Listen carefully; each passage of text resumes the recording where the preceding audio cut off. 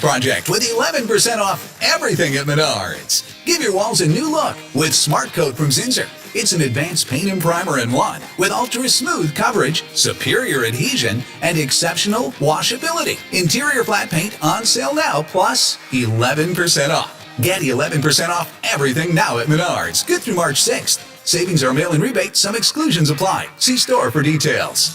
Save big money at Menards. Does your dog need groomed or walked? Are you looking for a pet sitter or dog boarding options? If so, call Dirty Paws, Wheeling's newest pet care service, providing the Ohio Valley with everyone's pet care needs. Check us out on Facebook at Dirty Paws WHG or call 304-639-7754. Are you or your loved ones facing a serious legal battle? The law office of Paul Harris wants you to know you aren't alone. Do you need someone that's not afraid to go to trial and fight for your rights? Attorney Paul Harris and his team are willing to go where most firms are not. The courtroom. With a successful track record in civil litigation, criminal defense, including tax issues and healthcare fraud, Harris Law Office will fight for their clients by offering the most aggressive representation in and out of court. Call Paul Harris at Harris Law Office for a free consultation. 304-232-5300. Hello, everyone. From the Watchdog, I'm the Storm Tracker, Darnell Foster, with a look at your local weather forecast for your Tuesday. Mostly sunny skies, a high near 41. Partly cloudy through the overnight with lows of about 22 degrees. You'll see plenty of sunshine mixing in with just a few clouds for your Wednesday with highs in the low 50s. Have yourself a great day, everyone. From the Watchdog, I'm Darnell Foster. The views and opinions expressed on the following program are not necessarily those of this station or its sponsors. Good morning. Back off! You are really not a morning person. Back off! Boy, you act grumpy in the morning. Why so grumpy? Come on! You know why. I'm sorry, my job is hard. How hard is it to talk into a microphone? It's harder than you think. It's way harder than you think. Lucky I didn't show up in my pajamas. I'm well aware how lucky I am. Do you have the time? Yep. It's showtime!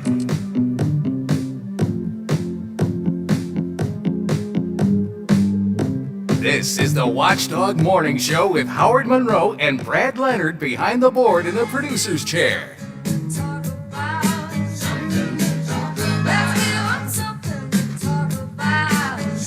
Well, we have been talking about the Dr. Seuss a lot today. Today is Read Aloud Across America Day. It is Ted Geisel's birthday. Theodore Geisel was he who was known as Dr. Seuss. It is a day that children and adults celebrate with reading. Because Dr. Seuss is a great way for kids to start learning to read. The Cat in the Hat and Green Eggs and Ham and all those sort of things. And then we learn that 6 of the Dr. Seuss books are being taken off the market by the Dr. Seuss Foundation or entity or whoever it is that controls his works, because there are some racist images and racist concepts inside those particular 6 books. And we've been discussing that at some great length this morning with most of our guests, and I appreciate the various and sundry texts that we've been getting. at 304-214-1600, 304-214-1600, the Watchdog Radio Network text line. Feel free to use it. Other matters getting into today, the Senate down in West Virginia, the Senate in West Virginia has passed a charter school bill. The House already had passed their version of it. It has to be reconciled between the two houses. But the price tag for public education for the voucher bill is really growing. $126 million. It's up higher than they thought. It started out at 20-some. They actually put that voucher bill on hold in the Senate until they can figure some things out about that. Meanwhile, Governor Justice has agreed that he will, quote, reside in Charleston as part of a settlement with Isaac Spinagle on the question of whether or not the governor was following the Constitution and living at the Greenbrier but working in Charleston. And the governor essentially is admitting he was not abiding by the Constitution. He has agreed to reside in Charleston for the rest of his term. We'll also have the Capitol report coming up in just a couple of minutes. Trump's return to the spotlight at CPAC and claims of sexual harassment against Andrew Cuomo were two of the big topics we tackled with our D.C. correspondent, Tom Squitieri. Coming up in a minute or two, we're talking about raising the minimum wage, the impact here in West Virginia, and also the latest info on COVID vaccines and some reasons why we still need to take precautions after getting it. I've been double vaccinated now. I've had 2 shots. But I am still very careful about where I go, how I go, mask it up all the time, as everybody should. Too many folks think the vaccine is some sort of a miracle. That's it. I can go and go back to my normal life. No, you can't. And I'll tell you why not. Coming up a little bit later on. So that's some of what I've got coming up here on the show and where we've been. If you missed any part of the show, check us out on the podcast page at watchdognetwork.com. Tomorrow, we're going to take a little time to talk about hunger in West Virginia. And in particular, what is the legislature doing to deal with hunger among children in the Mountain State? Let me give you a little clue what the answer is. Nothing. An article in the Mountain State Spotlight takes a look at that, and we'll talk with the author of that article tomorrow on the show. Right now, I want to take some time, though, to talk about an issue that's been big on the national scene. And we haven't really delved into it very much here on this show, and that's raising the minimum wage. The Biden administration and significant numbers of Democrats want to raise it up to $15 an hour. It is current, I don't know, $7.25, I think, and we haven't raised it for God knows how many years. The buying power of the minimum wage is dramatically lower now than it has been in a long, long time. There are some arguments saying that if you raise the minimum wage, it's going to create fewer jobs. Maybe the jobs that are there are better paying, would create fewer jobs. I want to take some time to talk about this from all different angles.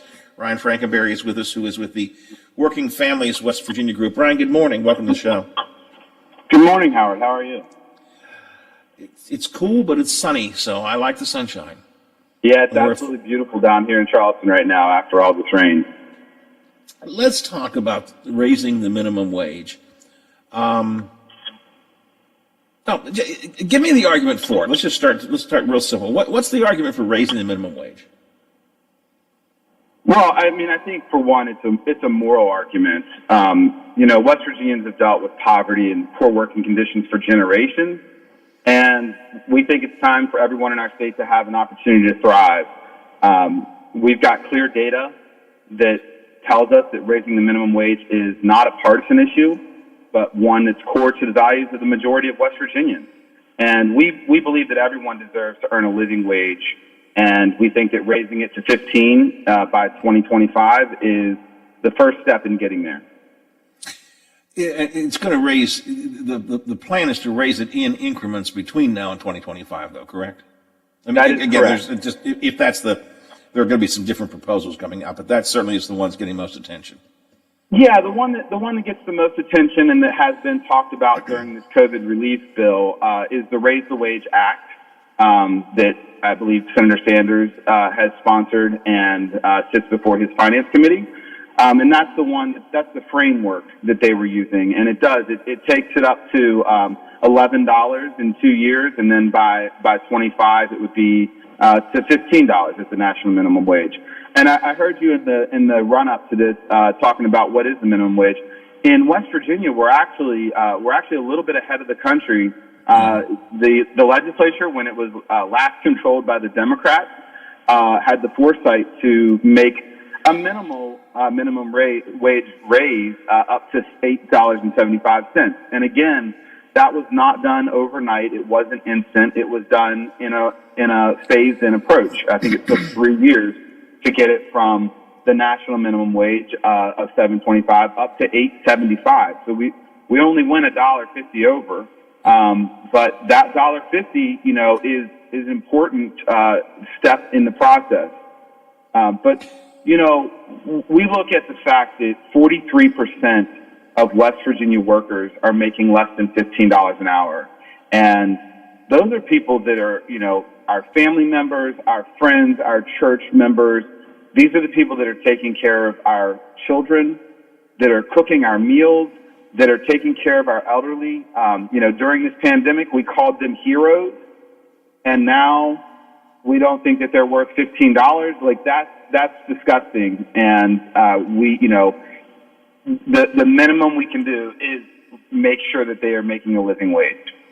When was the last time the federal minimum wage was raised?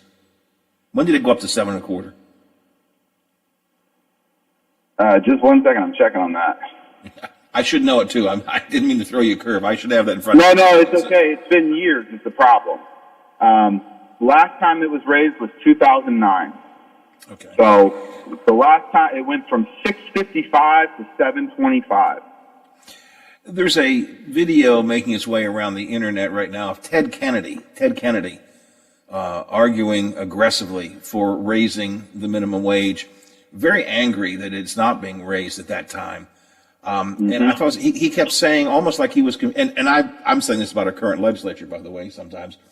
He's going, I don't know what it is. There's something that keeps them from wanting to raise this wage. And I often wonder, what is it? What is it that keeps people from wanting to raise the minimum wage, to raise the wage for working men and women, not just West Virginians, but across the country? What is it that is so anathema to some folks? I mean, do you have thoughts on that? I struggle with this daily, trying to understand how we as a country are so divided and have a lack of empathy and moral imperative that we care for each other. I feel like our government has been taken over in large part by people that are only focused on profit. And while I understand that businesses exist to make a profit, I feel that we have a moral imperative to make our society care for others. And I don't know the answer. I share Senator Kennedy's frustration from way back when. And I share your concern as we watch this legislature make terrible decisions that are going to have implications for years, decades, perhaps, that are going to impact the most vulnerable West Virginians. And frankly, the least vulnerable are either able to get out, which is happening in droves, or they put on some kind of blinders and they don't see it somehow. I don't know how. You mentioned though, there are anecdotes on both sides of this issue. I want to begin by saying that. But we do have some history of businesses that have raised, individual businesses that have raised their minimum wage up to $15 an hour. In some other states, it's been forced upon them, or higher wages have been forced on them. Some do it voluntarily. And we have plenty of anecdotal evidence that it doesn't create any problem for the company. They can still be profitable, even at a higher minimum wage. So it isn't, and again, correct me if my thinking is faulty, because it could be. It is not an option of, well, raise the minimum wage and then businesses won't be profitable. Those aren't the choices we have to look at, right? I mean, you can raise the minimum wage and still have a very profitable business. Absolutely. I think it's a false argument that is put out there by extreme conservatives, extreme capitalists that are only worried about their profits. There is no indication that raising the minimum wage and paying people a fair living will shut down businesses and ruin their profit structure. And let's be real, right? Like, the people that are really concerned aren't even the folks that are at those businesses. It's stockholders. It's people that are making money off of money for doing nothing except putting a little bit of money in, right? It's the game of the stock market. We feel that I'm willing to pay a few more pennies for a Big Mac as long as I know that the person that's serving it to me is able to only work one job and make a living wage. We know that far too many people that are making minimum wage, and even worse, people that are making tipped wage, which is an issue that we need to talk about with the minimum wage, are having to work multiple jobs just to get by. We see that when corporations cut their hours, oftentimes they're either doing it to avoid other kinds of benefits that they would need to pay. This is an issue that we as a country need to face, and this is the moment right now where we have a Democrat in the presidency. We have Democrats that are barely controlling the Senate and the Congress, and we have huge margins of popularity across the country on raising the minimum wage. It is undisputed that across the country and here in West Virginia, we have the popular opinion is that we must raise this wage. Ryan, I need to take a break. When I come back, I want to talk about a couple of things. By the way, give me a quick answer to this question. Is the tipped wage dealt with at all in the Minimum Wage Act right now? Yes. Okay. It is. Then I'm going to ask you for again. It's gradual, but it does address tipped wage, and it would bring it up to where eventually they will make minimum wage. When we come back, I want to talk about a couple of things. A, the politics of this, and whether or not the minimum wage is going to find its way into the COVID Relief Act or not. But I also want to talk about economic structure, because I often think the minimum wage was never intended originally to be a livable wage. I think that our economy has just changed so dramatically that it has now become needing for it to be a minimum wage. Now, if that makes sense, I'll explain myself. We can talk about that when we come back. Ryan Frankenberry is with us. We're talking about the raising the minimum wage here in West Virginia. It's the Watchdog Morning Show for a Tuesday, 9/24. Tune into Marshall County's second favorite son, Donnie Gilbert.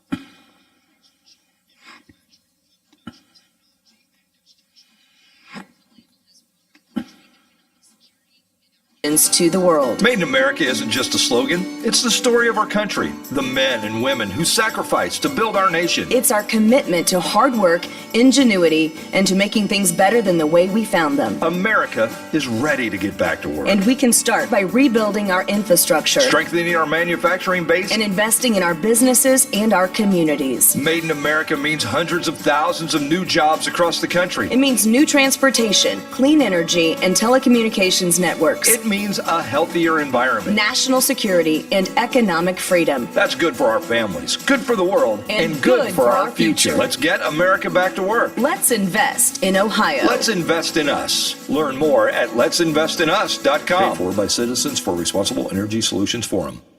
Smithfield, the watchdog is protecting your yard. Join Howard Monroe, Hoppy Kercheval, Bill DeFabio, and Big Rick for the best live and local talk in the Upper Ohio Valley and beyond. Smithfield trusts the watchdog. Watch out! He could climb on his soapbox at any time. The Watchdog Morning Show with Howard Monroe continues. I have been soapboxing it already this morning and quite a good bit over the course of this week. I realized when I went back and checked some of the tapes that I've been really on the soapbox a lot this week. And so I pulled out some of my rants and put them up on our podcast page. Yesterday's rant about the jockstrap wearing senator and the coffee cup carrying delegate who just don't want to wear face masks in West Virginia just really got me ticked off. So if you wanted to hear what I had to say about that, check it out at our podcast page on watchdognetwork.com. We are talking right now about the minimum wage, raising the minimum wage across the country. And with me is Ryan Frankenberry from Working Families, West Virginia. Ryan, $15 an hour is what the current proposal is. Some say that's too big a jump, even in increments. I mean, it's really almost doubling what it's at, the federal minimum wage. There have been a couple of proposals from Republicans that it maybe should only go up to $10 an hour. Is that a middle ground that you think can be reached, or is that unrealistic? No, I think that that's an insult. I think that $10 is just their way of trying to drag people down, and that I don't think that there's any way that is the middle ground whatsoever. I think that if there's any middle ground to be had, it's to potentially extend the raise to 15 by a year, perhaps. But no, I think that, to suggest that we go here in West Virginia from $8.75 to $10, and I don't know if they have a time frame on that. I'm sure they do, and I'm guessing it's probably even more ridiculous to hear how long that might be dragged out. But no, $10. We should have had $10 minimum wage, years ago. Well, let's talk about that. Does this bill that's pending, if it sees the light of day in the Senate, and again I'll talk about that in a minute, does this bill set in motion any kind of regular raises to the minimum wage? In other words, okay, we raised it to 15 over a period of years. Then do we just sit and wait for another 15 years before we deal with it again? Or do we, or should we, put into place some kind of a mechanism to automatically raise that wage over time? This bill, the Raise the Wage Act, does have that in the bill. That language is there. It would index it to the rise at the same rate as median hourly wages. So, which I think that's, that's absolutely needed, right? Like, it had minimum wage been adjusted for inflation, we would already be, at much higher than $15 an hour. Yes, it does have it indexing in the bill. So when we get to $15 an hour, it would gradually increase to 15. At that point, going forward, the $15 would be adjusted to match any increase in the median hourly wage in this country. Is that what I understand? Yes, that's right. That certainly makes more sense than fighting this fight every 15 years or whatever. Right. And the part about, the tipped workers, I think, that we don't talk about that enough, but there's so many tipped workers, and most, the majority of tipped workers in West Virginia are women.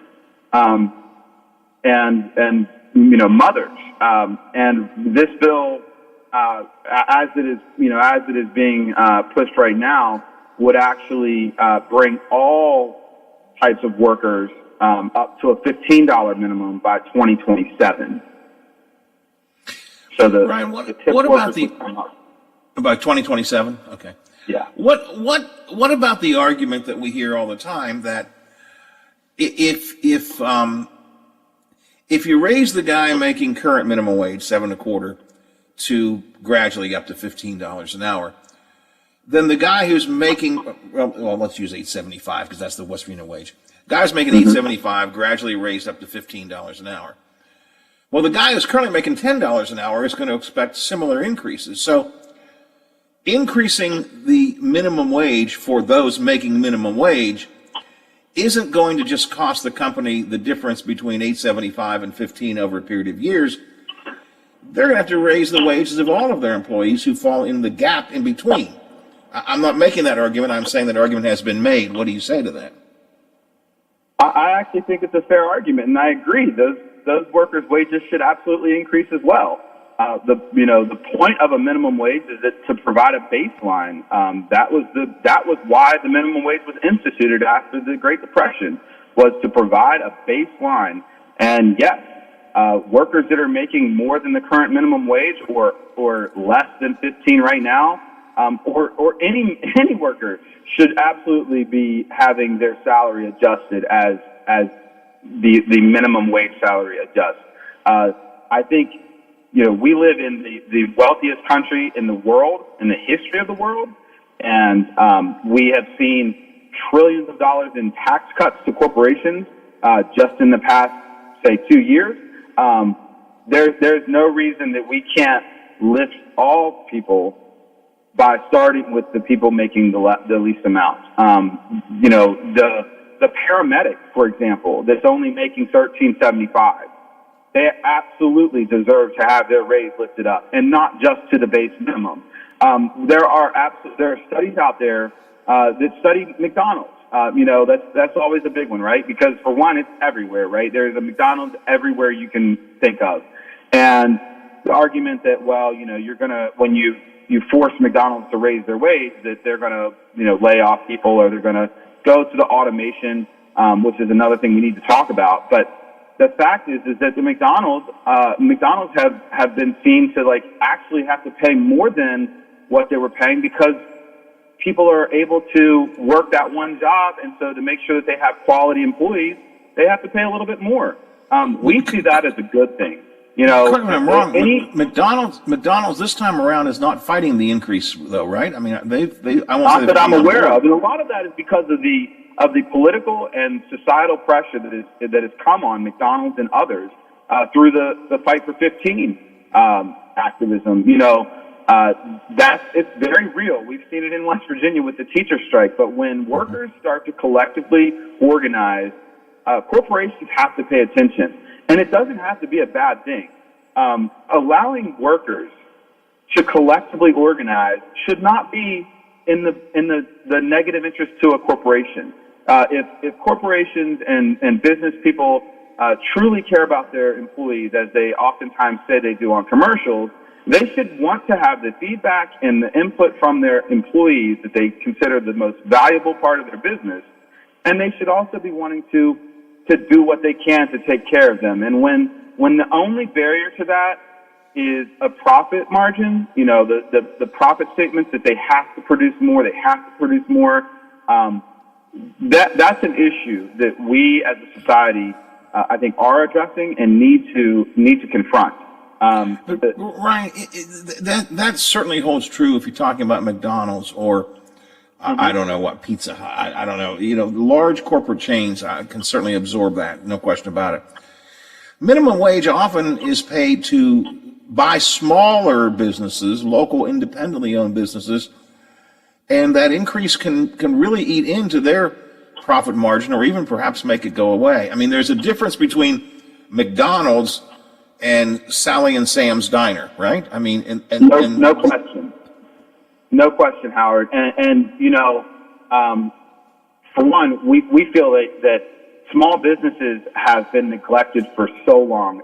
Again, it's a talking point that corporate America likes to say that, and politicians like to throw out that that they're working for small businesses. We would love to see that actually happen. There are ample opportunities to support small businesses through this minimum wage increase. We should be providing resources to small businesses to make sure that they are able to do this in a way that doesn't hurt them. There's no question. We want to see small businesses flourish in West Virginia. In fact, we think that that's the only way that we pull ourselves out of this economic spiral, is to have more small businesses start, paying living wages, and having the support of our government. There's no reason that cannot be done. As we are looking at this, $1.9 trillion COVID relief package right now, there is no reason that we can't be making sure that small businesses, we can set up structures based on the number of employees. We can do it based on, gross sales. Because there's all kinds of ways that really smart people, smarter than me, can come up with formulas and policies that will make sure that small business owners aren't hurt. And it's the same story every time something comes up where we're trying to make positive change for people's lives. Red herrings are thrown out. People are riled up, and scare tactics are thrown at them that, Johnny's Pizza Shop's going to go under. And those things don't have to be the truth, right?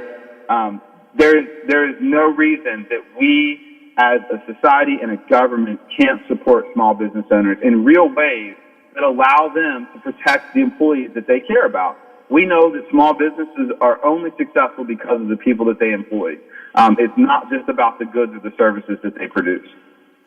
Ryan, before I let you go, and time's running short, actually we're beyond time, but I want to talk about sort of a bigger picture issue, and this doesn't really impact whether or not the minimum wage should be raised, because the reality is that people are trying to live on the minimum wage. But I think this goes to the structure of our economy over the last number of decades, and maybe I'm wrong. When I was a kid, and that's been a very long time ago, when I was a kid, the minimum wage jobs were the jobs that high school kids got or college kids got, or maybe retired. Even when I was a kid, you didn't have a lot of retired people getting those jobs, but they were never intended to be family supporting jobs. People weren't expected to work at McDonald's and support a family of 3 or 4 on their McDonald's wages. That wasn't the way it was structured. The economy has changed so dramatically that it has now become, we're now talking about the minimum wage needing to be a minimum wage, or the minimum wage needing to be a livable wage, which is an economic structural change over the years. At least I think so. Yeah, I honestly think that the original intent of the minimum wage was to provide stability for families. I think that that's exactly why it was created back in '38. I think that as our government has shifted and different people have had power, I think that the concept of the minimum wage has been taken advantage of.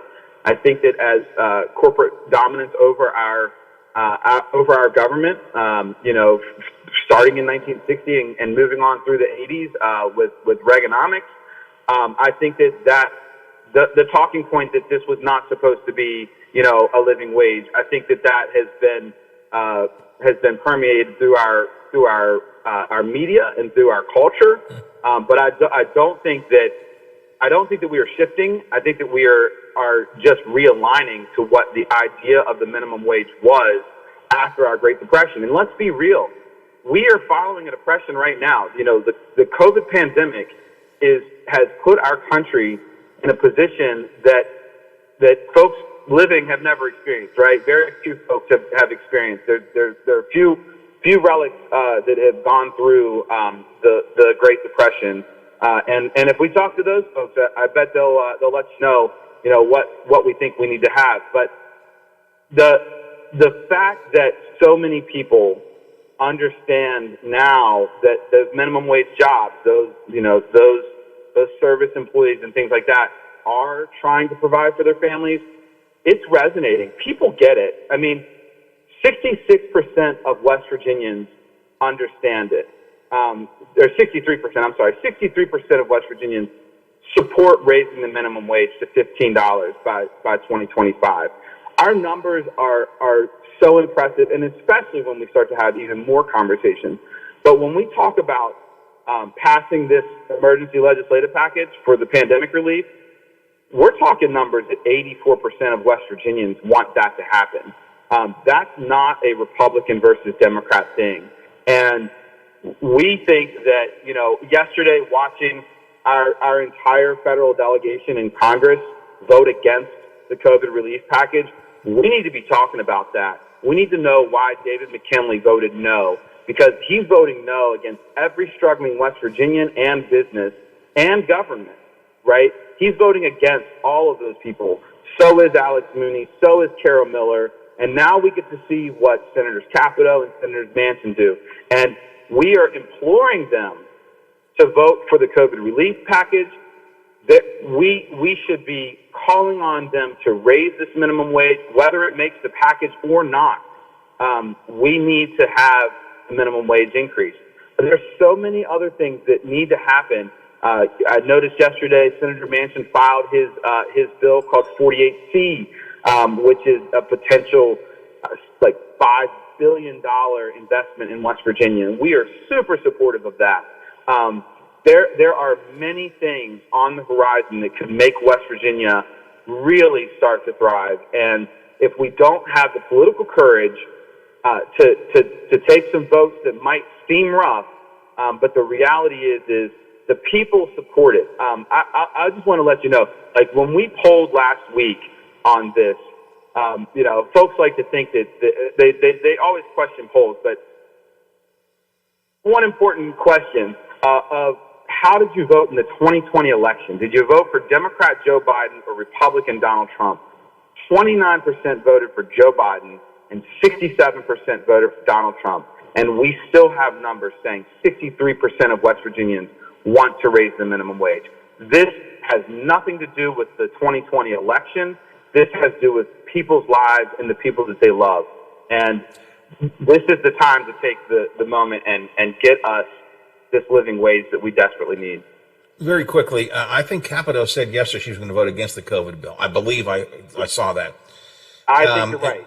And Senator Manchin doesn't want minimum wage in the COVID relief bill, which the parliamentarian has ruled can't be done. Now there's a push to get Kamala Harris to override the parliamentarian. Do you think the minimum wage? Do you think the COVID relief bill will pass the Senate with minimum wage in it? I honestly, I'm not certain what's going to happen with that. I think that I will ultimately say that I do think that the COVID relief bill passes the Senate, and I do think that Joe Manchin will vote for it. As far as whether or not this parliamentarian challenge, what happens with that, I honestly don't know. I think it's pretty new territory. It's happened before, but just watching what we've seen out of President Biden's statements, I don't know whether it's going to be in or not. But I do know that President Biden and many of the Democrats in Congress have made this a key issue that they will continue to fight for, and we will continue to fight for it in coalition with many others. This is affecting everyone. If it doesn't make it, in my opinion, if it doesn't make it into the COVID bill, and I'm guessing Kamala Harris will not override the parliamentarian, but that's purely a guess. I have no knowledge at all, just a guess. If it doesn't make it into the COVID bill, I feel confident, I think you would agree with me, it will simply come back as a standalone bill at some point. The minimum wage will come back as a standalone bill. So yeah, I agree with that. It's already, the Raise the Wage Act exists, and with Senator Sanders heading up, the Finance Committee, I think there's no question we will see it. We'll see it come out of the House and out of the Senate. that's why it's so important that we share the information that we've learned about the data, and that there are voices supporting this minimum wage, because we need our senators and our congressional representatives to understand that they have to get off of the partisan divisiveness and just work for West Virginians. Ryan, I appreciate your time this morning. Kept you longer than I planned to. I hope I didn't keep you from going to something else important, but good conversation, and we will keep the conversation going. Thanks for joining me very much. I appreciate it. Thanks for having me, Howard. Nothing more important than talking about this. All right. We'll talk again soon, perhaps. Thanks a lot. Take care. All right. Ryan Frankenberry is with Working Families West Virginia. Raise the Wage Act is pending, approved as part of the COVID bill in the House. Will it get in the Senate? My best guess is no, will not be part of the COVID relief bill, but it will then probably come back as a standalone bill. I'm not sure he got my point, and maybe he's more right than I am about the historical rationale behind the minimum wage. The point I was making, Biff, is, at least in my mind, I remember when the number one employer in West Virginia was Weird and Steel. The list would come out every year, Weird and Steel, Weird and Steel, Weird and Steel. And of course, Weird and Steel wages are a whole lot more, at that time, were a whole lot more than minimum wage. And then I remember the first year that Weird and Steel was no longer the number one employer, Walmart was. And if you look at the wage differences there, it's a very big difference. My point was, and I don't know if I'm historically correct or not, but I think there's a big structural change in our economy. We used to have significant family-supporting, good-paying jobs in the industrial field and elsewhere that have gone by the wayside, and they're being, the old steel, I don't mean old as in 68 like me, I mean the people who used to be steel workers, who used to be coal miners, and used to make great wages and have great benefits, have found themselves having to go to work at Walmart or McDonald's or whatever. And so that's what I mean when I say I don't know if the minimum wage was ever designed to be a livable wage. It was never designed, I don't think, or at least it never was, the wage that you got when you had a family to support. It was the wage you started with when you wanted to get some money. I might be wrong about that. All right, I got to do a quick break. We'll talk to Bob Westphal from the Big Seven.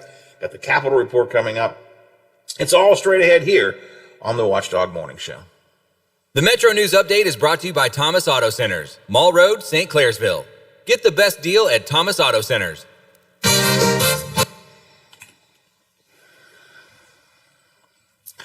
If I have time, I'll get Capitol Report before Bob. If not, let's do Bob.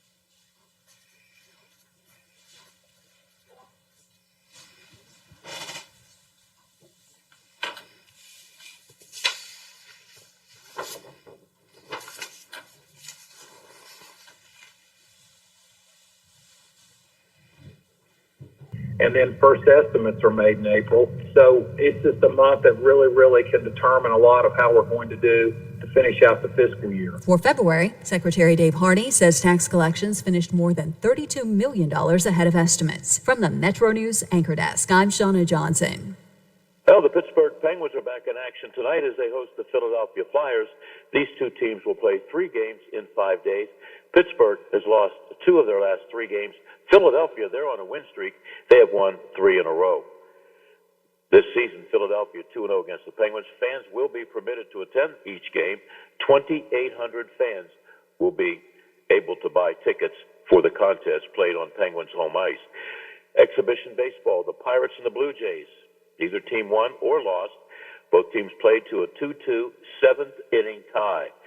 Pirates host Detroit in Bradenton this afternoon. College basketball, Wheeling University Cardinals will play in the MEC tournament after defeating Alderson Broadus 97-91.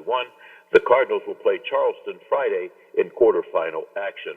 In the Big 12 tonight, in Morgantown, huge college basketball matchup. According to the coaches poll, the Mountaineers are ranked 5th in the nation. They will host number 3 Baylor. Well, free agent J.J. Watt will not play for the Green Bay Packers. All right, we'll go to him right after the break. $51 million, $23 million guaranteed. Hey, be safe out there. Be considerate of others. Check on the elderly. I'm Bill DeFabio on sports, and we are the Watchdog AM 1600. Plumbers and Steam Fitters Local 83 want to thank the owners and contractors of the Ohio Valley for using their locally trained workers to help build for the future. Local 83 helps design, fabricate, and build the gas infrastructure for the oil and gas industry here in the Ohio Valley. Plumbers and Steam Fitters Local 83 is 300 members strong and growing. They also do residential, commercial, and industrial work on both sides of the river. For more information, call Plumbers and Steam Fitters Local 83 at 304-233-4445. Tune into the Watchdog Morning Show with Howard Monroe, weekday mornings 7 to 10 a.m. on the Valley's favorite live and local talk radio station, The Watchdog. There's a time and a place for everything, including a different point of view. This is that time and place. You're listening to the Watchdog Morning Show with Howard Monroe, brought to you in part by Wheeling Hospital.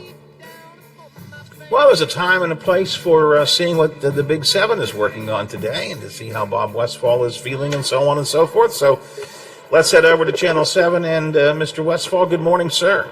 Good morning, Howard. How are you? I'm pretty good. I'm pretty good. Sun is out, looking nice. Cold out there, but still it's looking nice.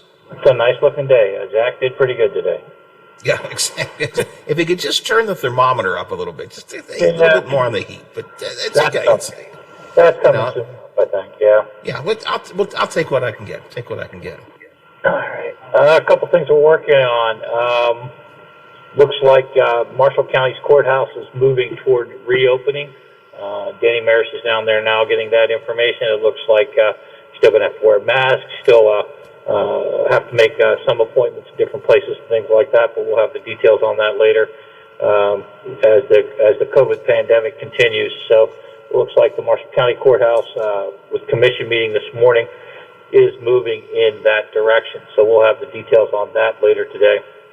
Also, on the not so good side of the pandemic, if there is such a thing, Belmont County recorded their 100th death from COVID early this morning. So we're going to have DK working on the details of that as well. So as we enter almost 1 year now, heading into the second year of the pandemic.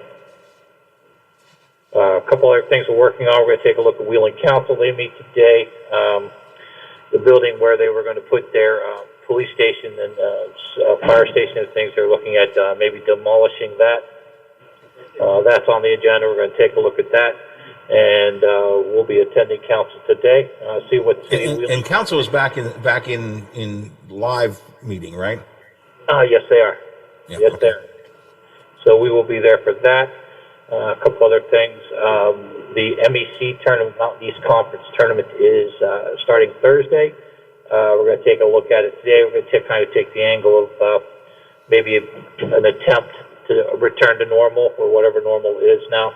800 fans in the stands for the tournament. So, it's an attempt. We're going to talk to the mayor today and try and get maybe Denny to talk about the, an attempt to some kind of normalcy. So we'll see how that goes. A couple other things we're taking a look at. We're going to keep track of the weather. Obviously, that's a big thing. Sports, basketball tournaments are heating up across the state of Ohio, so we'll be following that. I think Shadyside girls are in Massillon on Thursday. On Thursday, I do believe. So we're going to keep following that stuff. So that's some of the bigger things we're working on today. All right, lots of good stuff coming up, and when the news breaks, you'll be there to cover it for us, both online and on air, at noon, 5, 6, 10, 11, 5:30 statewide show, and of course at WTRF.com and on your Facebook page and Twitter accounts too, for that matter. Yep. Yes, sir. All right, Bob, I appreciate it. Good talking to you. We'll do it again tomorrow. No, tomorrow's Wednesday, isn't it? I'll talk to you on We'll talk Thursday. All right, thanks a lot. Appreciate it. Bye, guys. All right, Bob Westfall from the Big 7. We have basketball tonight, Biffy, right? It's not local, but it's Mountaineers playing tonight, right? Actually, they are playing this afternoon. They are playing 5 o'clock. Yeah, they are playing Baylor. The pregame, you got the 4 o'clock part right, but that's the pregame. Pregame will start at 4 o'clock with the tip-off in Morgantown at 5 o'clock. All right, so that'll be on the Watchdog. Tune in, and Big Rick will take off out of here at 4, and the Mountaineers will be in to play ball, beginning with the pregame at 4 o'clock. And we're only about a week away from high school football coming back to high school football, if only.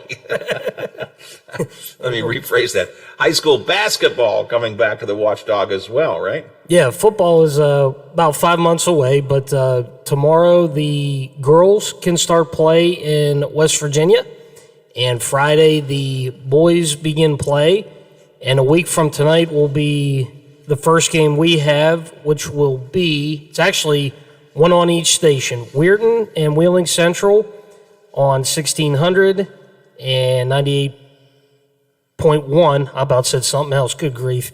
And John Marshall at Wheeling Park on 1370 and 97.7. All right, and remember, you can always catch those games on TuneIn Radio on your smartphone or your tablet, as well as just going straight to our watchdognetwork.com website and pick whichever station you want to listen to. The streaming audio is up on there. Well, I think that's about it for this morning. A lot of stuff I didn't get to. That Dr. Seuss stuff took me away from a lot of my plans for the day, but that's all right. So there are plenty of things we can pick up on tomorrow. But among my guests tomorrow, Amelia Nicely from Mountain State Spotlight, talking about what the legislature is doing to deal with hunger and child hunger in West Virginia. And the answer is nothing. And we'll talk about that coming up tomorrow on the show. Kercheval's got the calm coming up next. As for me, good Lord willing, creeks don't rise, bat phone doesn't ring. Don't get impeached, don't retire, ticker keeps on ticking. Don't overeat, and Teddy says, it's all right, Granddad. You can go back to work tomorrow. I will then be back tomorrow morning, 7 o'clock, and they go around to the big gig. Are you back with me, Brother Biff? I will join you for a Wednesday. We're going to keep on doing it until we get it right. That could be a long time. Indeed. The Watchdog is FM 98.1, AM 1600 WKKX Wheeling, FM 97.7, AM 1370 WVLY Moundsville. The ABC News is brought to you by Thomas Auto Centers, Mall Road, St. Clairsville. Get the best deal at Thomas Auto Centers. From ABC News, I'm Sherry. All right. Actually, it was a pretty good show, even though my lineup was completely screwed up, but that's okay. Sometimes these things happen, but I think they were worthwhile. So and we got Tom off onto Dr. Seuss. He had some worthwhile additions to our conversation, I think, so that was good. I've got one guest for tomorrow. I'll probably get something with the legislature. I'm not sure what, but we should be okay for tomorrow. Thursday, I got nothing, so I got to look ahead to Thursday and figure out what we're going to do. Everything going all right up there? I didn't ask you today. No problems, no technical problems, no logging problems. Everything all right? Okay, good. All right. I don't know that you need to know this, but I will tell you. I'm going to send a text to Kayleen and to Joe. I'm using a new stream for 1370. If you look in the studio, you'll see we have two different things on the streaming computer. One is the old Edcast, which is our tune-in audio. The Rocket Broadcaster is up, and that's feeding to the transmitter only, and it's going through a different server, whole different server. I'm experimenting with it to make sure it's going to work, but so we have two servers working out at the same time, just so you know. So there are two things coming out of that studio, going to two different places.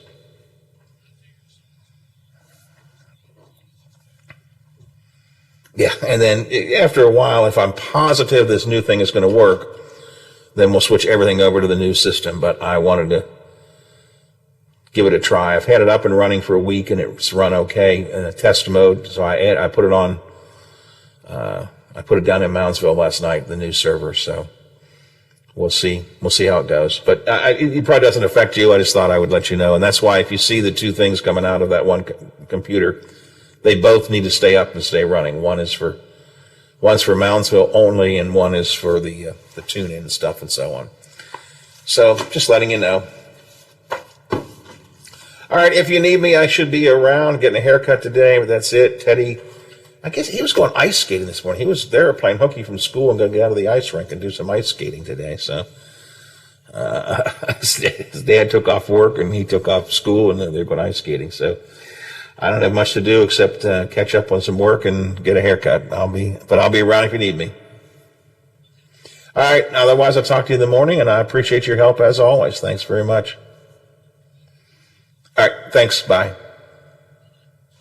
Some restrictions apply. For complete details, please visit OptimaTaxRelief.com. Several of Dr. Seuss's books won't be published anymore. The organization that handles his legacy announcing today the 6 books that contain racist and insensitive images include And to Think That I Saw It on Mulberry Street and If I Ran the Zoo. Several Russian officials and businesses are being hit with sanctions by the Biden administration this morning over the nerve agent attack on Russian opposition leader Alexei Navalny. New warnings are showing up on tweets pushing bad information on coronavirus vaccines. Here's ABC's Chuck Sievertson. Human reviewers have started assessing whether tweets violate its policy against COVID vaccine misinformation, says Twitter. It says eventually the work will be done by a combination of people and automation. It'll also use a strike system to ban users who continually violate the rules. Twitter's already banned some COVID misinformation on how the virus spreads, whether masks are effective, and the risk of infection and death. The Vatican today is defending the Pope's decision to go ahead with a trip